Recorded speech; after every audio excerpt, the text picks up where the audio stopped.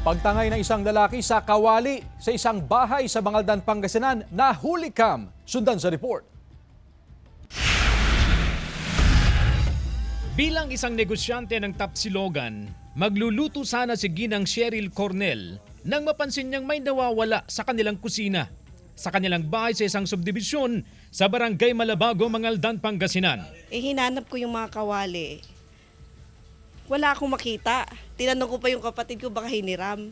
Wala daw. Kaya nagtaka na ako, kaya sabi ng anak ko, i-check mo sa CCTV, mama, sabi niya. Pagka-check ng CCTV, nadiskubreng ninakaw pala ng hindi pa nakikilalang lalaki ang kanilang dalawang kawali. Nagkakahalaga ng 4,000 piso ang mga ninakaw na gamit.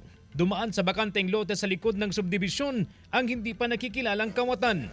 Mag-alas 4 ng hapon noong Sabado nang mangyari ang insidente. Ayon kay Ginang Cheryl, hindi naman na niya inaasam na mabawi pa ang mga ninakaw na kawali. Pero sana magsilbing aral ito sa kanyang kapwa-residente upang hindi mabiktima ng kahalintulad na insidente.